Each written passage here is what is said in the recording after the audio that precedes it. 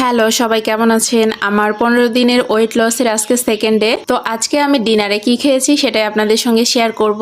আমার ডিনারটা একদমই ছিল লো কার্ব, লো ফ্যাট আর লো সুগার। তো কি খেয়েছি, কিভাবে বানিয়েছি সেটাই আপনাদের সঙ্গে শেয়ার করব এখন।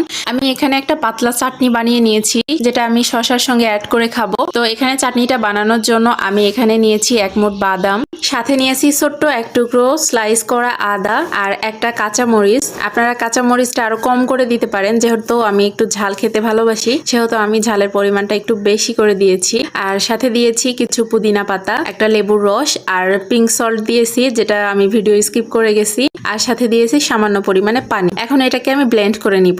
আর আমি এখানে নিয়েছি আপনার কুচি করা শসা। এই শসার মধ্যে আমি ব্লেন্ড করা পেস্টটা দিয়ে দিলাম, ব্লেন্ড করা চাটনিটা দিয়ে দিলাম। আর এটা আমি একটু মিক্স করে এখন খাবো। তো আমি এক চামচ খেয়ে দেখি। এটা কিন্তু খেতে ভীষণই মজা হয়েছে, আপনি একবার ট্রাই করে দেখতে পারেন। এটা কিন্তু আপনার ওয়েট লস করতে অনেক বেশি হেল্প করবে। সবাইকে ধন্যবাদ ভিডিওটি দেখার জন্য। ভালো লাগলে অবশ্যই লাইক, কমেন্ট, শেয়ার করবেন।